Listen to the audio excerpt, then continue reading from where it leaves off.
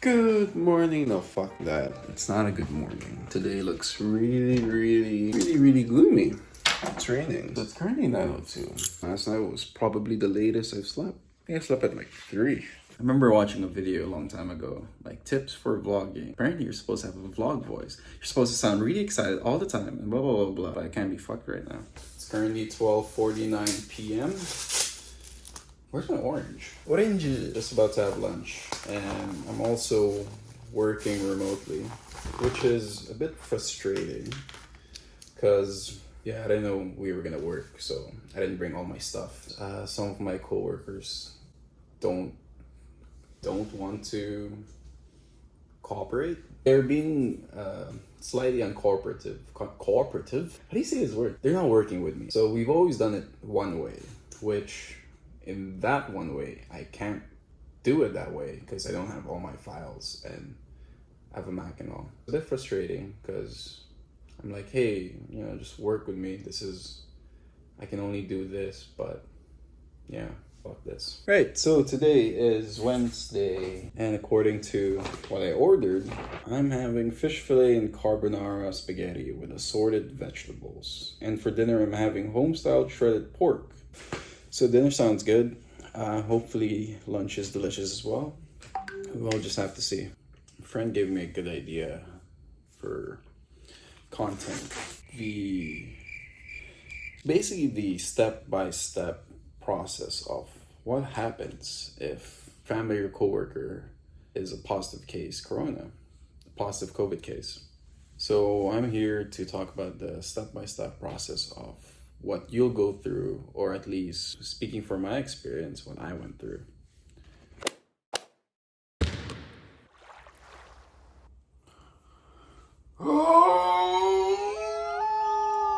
Good morning. Good morning. It's currently 8:18, Feb 11. It's my 5th day here.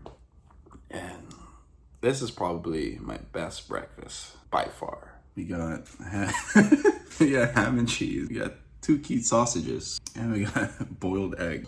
So it really goes to show how great the food is here if ham and cheese is the best breakfast I've had. So I'm gonna chow this down real quick. I still have my morning voice.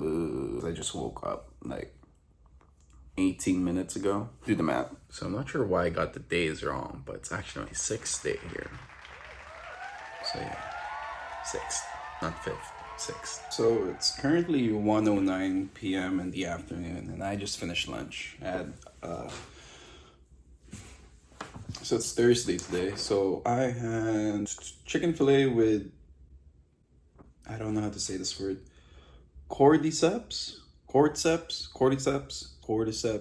flour, and wolfberries, plus Japanese steam egg with assorted vegetables. It's pretty good. Every now and then when they bring you lunch or dinner, they give you a fruit. And so far, I think I like apples. I used to not like apples. Like, if I had the choice with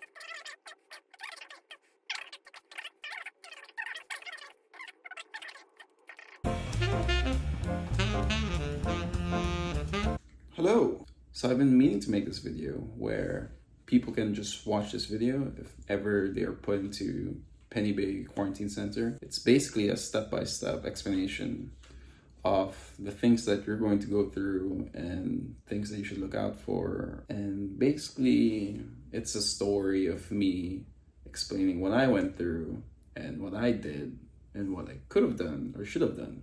So yeah, let's get right to it.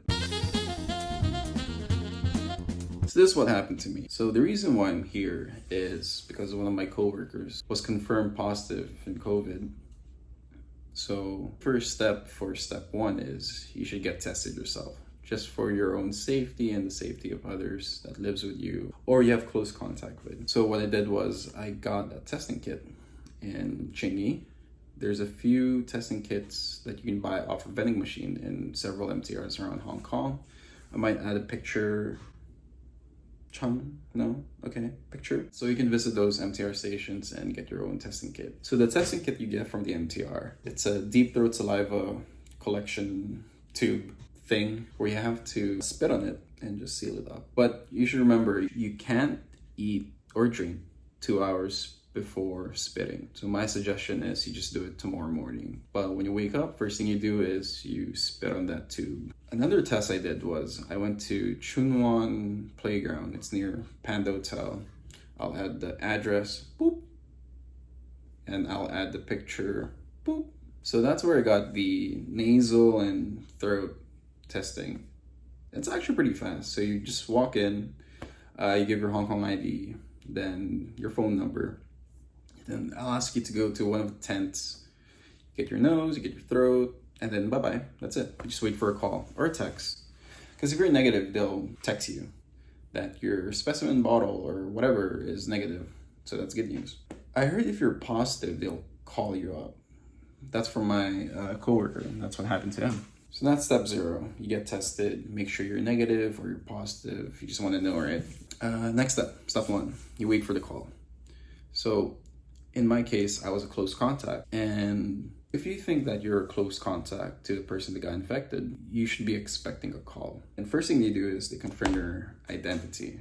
So they'll ask you your name, your Hong Kong ID, maybe your phone number and all that. And later on, they'll walk you through what's gonna happen to you. For me, what they told me was, I think I received the call at around 10:30 in the morning. And regardless, even if you tested negative in tests, since you're a close contact, you are a liability or possible carrier of corona. And at the end of the call, they'll always ask you, do you have any question? And this is where you ask everything you want to know. They're happy to answer all your questions. So the first thing I asked them was, should they bring toiletries? Is there electronic sockets so I can charge my devices? Is there Wi-Fi?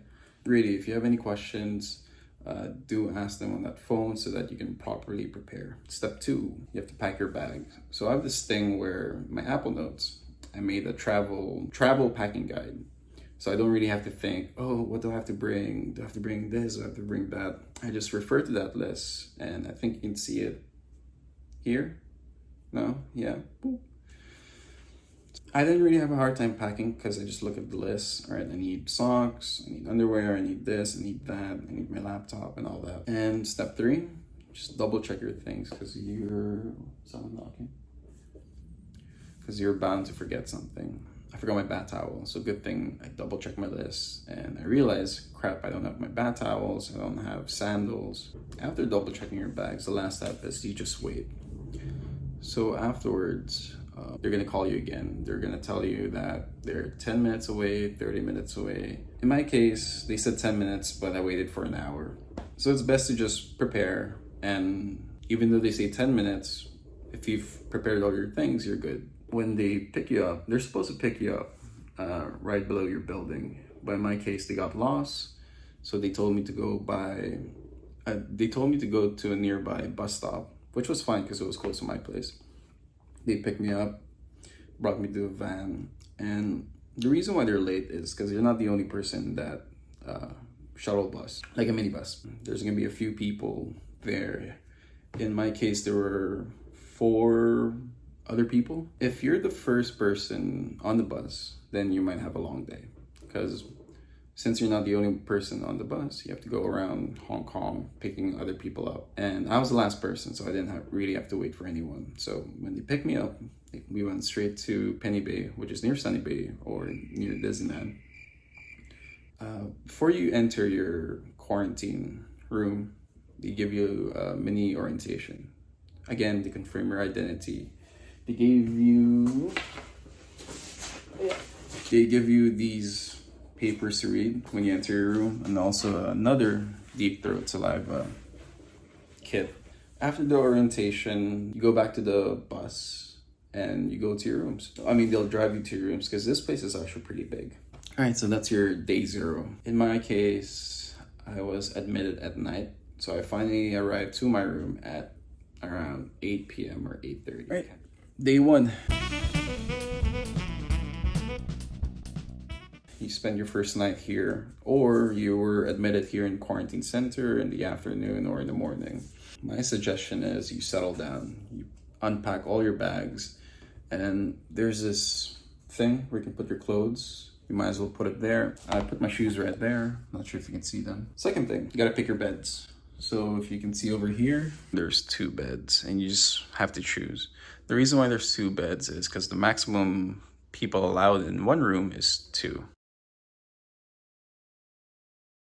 After making your bed, you do your deep throat saliva collection thing. For me, since I was admitted at night, I just chose to do it tomorrow morning. And that's when they'll collect it as well. My first night here was on Feb 6, so on Feb 7 morning, that's when I spat on the bottle. The last thing you have to do is check your temperature. You just have to check it 2 times in a day, 8 p.m. and 4 p.m.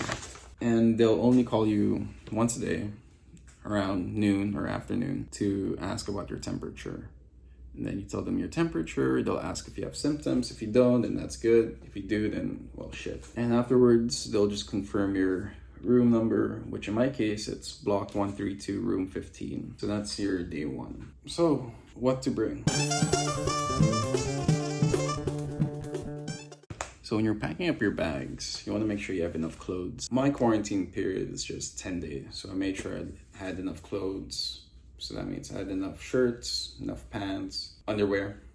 Make sure you also bring your own toiletries, even though they provide it. I don't know, I just like brushing my teeth with my own toothbrush. Maybe bring a perfume to make the room smell better. They don't provide nail clippers, so if you have long nails or if you have facial hair, add it to your bag. Nail clippers and shaver. Electronic devices and chargers. Just to save you the trouble, I hope you have one of these multi-port charger thing. I got this for my MacBook. I got this for my iPhone, Android stuff, my Android cable, my Apple Watch. Yeah, it's near the bed as well. Another thing that you could consider bringing are books. So I brought 3 books. Ta-da! Because you will have a lot of downtime here, and it's up to you how you choose to, Last thing that you should bring are slippers. Because not that the floor is dirty. I just realized I'm going down lower and lower. It's nice to have slippers. They don't provide you slippers. It's not a hotel. All right. Final thoughts. I have to pee first. Final thoughts.